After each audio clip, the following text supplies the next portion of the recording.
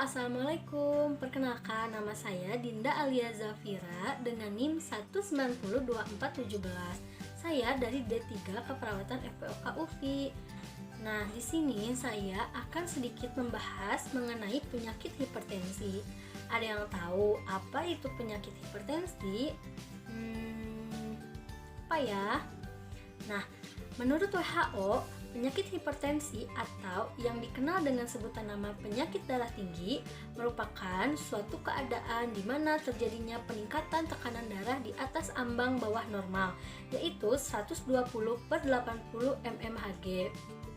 Kemudian, hipertensi diklasifikasikan menjadi dua jenis, yaitu ada hipertensi primer dan ada hipertensi sekunder. Nah, hipertensi primer itu 90% kasus hipertensi yang penyebabnya itu tidak diketahui.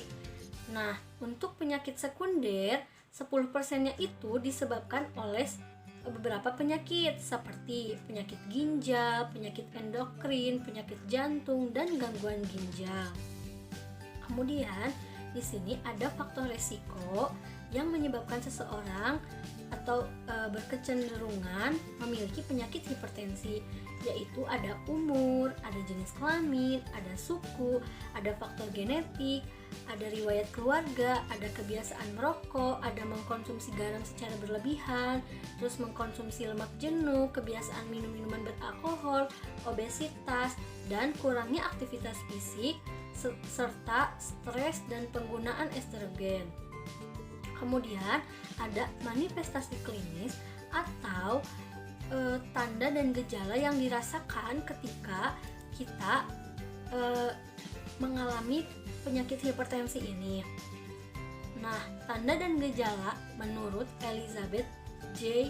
Corwin yaitu yang pertama dirasakan adalah nyeri kepala, kemudian mual dan muntah, penglihatan kabur atau terdapat kerusakan pada retina di dalam mata, kemudian kerusakan susunan saraf, kemudian ada nokturia atau peningkatan urinasi pada malam hari, kemudian ada gejala lain seperti epistaksis, mudah marah, telinga berdengung, kemudian rasa berat di tengkuk, sukar tidur, kemudian mata berkunang-kunang. Nah, selanjutnya yaitu ada penata laksanaan atau penata laksanaan itu ada pengobatan hipertensi. Nah, fokus utama dalam pencapaian tekanan sistolik ini targetnya yaitu kurang dari 140/90 mmHg. Pada pasien dengan hipertensi dan diabetes atau punya penyakit ginjal, target tekanan darahnya adalah kurang dari 130/80 mmHg. Nah, pencapaian tekanan darah ini target umumnya dapat dilakukan dengan dua cara, yaitu ada non farmakologis dan terapi farmakologis. Nah, non farmakologis ini terdiri dari merubah kebiasaan sehari-hari. Contohnya itu seperti kebiasaan merokok, terus menurunkan berat badan berlebih, terus konsumsi alkohol berlebih, asupan garam dan asupan lemak, latihan fisik, serta meningkatkan konsumsi buah dan sayur. Nah, ini tuh pola makannya harus dijaga ya. Kemudian kalau untuk terapi farmakologis yaitu obat atau antihipertensi yang dianjurkan oleh GNC, yaitu diuretika terutama jenis thiazide atau thiaz atau aldosteron antagonis, beta blocker, calcium channel blocker atau calcium antagonis, angiotensin converting enzyme inhibitor atau ACE. Nah, contoh-contoh obatnya itu seperti misalnya beta blocker, yaitu contohnya itu propanol atau atenolol. Kemudian ada penghambat angiotensin converting enzymes, yaitu misalnya seperti captopril atau enalapril. Kemudian ada antagonis angiotensin 2, itu misalnya candesartan atau losartan. Kemudian ada calcium channel blocker, misalnya seperti amlodipin, dan nifedipin. Nah, itu ada banyak lagi, kira-kira seperti itu gitu. Kemudian ada nggak sih pencegahan yang harus dilakukan oleh kita agar kita terhindar nih dari penyakit hipertensi ini, atau sesuatu hal yang bisa dicegah oleh kita? Nah, di sini ada pencegahan yang bisa kita lakukan menurut Bustan MN 1995 dan Budistio 2001.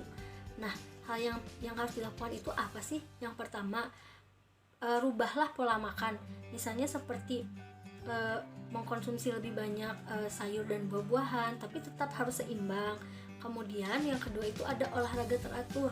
Nah, coba kita usahakan supaya kita itu olahraganya tuh terjadwal gitu ya. Kemudian hindari stres dengan cara melakukan sesuatu yang membuat kita senang, atau menghindari hal-hal yang membuat kita stres, itu juga bisa dilakukan. Nah, yang keempat itu menghentikan kebiasaan merokok dan meminum alkohol. Ini emang agak sedikit sulit, apalagi untuk kaum laki-laki, tetapi apapun bisa kita lakukan untuk pencegahan ini gitu, sedikit demi sedikit. Kemudian yang kelima itu ada pembatasan gangguan garam hingga 4-6 gram per hari. Nah, jadi kita coba setiap harinya itu dibatas untuk tidak makan garam gitu, lebih dari 4-6 gram. Kemudian jangan memakan makanan yang mengandung kolesterol tinggi, contohnya seperti jeroan atau kuning telur, terus cumi-cumi, kerang, kepiting, coklat, mentega, margarin, dan lain-lain. Nah, mungkin sekian yang bisa saya sampaikan kepada teman-teman semua yang menonton video ini. Semoga apa yang saya sampaikan tadi bisa bermanfaat buat teman-teman semua. Sekali lagi saya ucapkan terima kasih kepada teman-teman. Wassalamualaikum warahmatullahi wabarakatuh.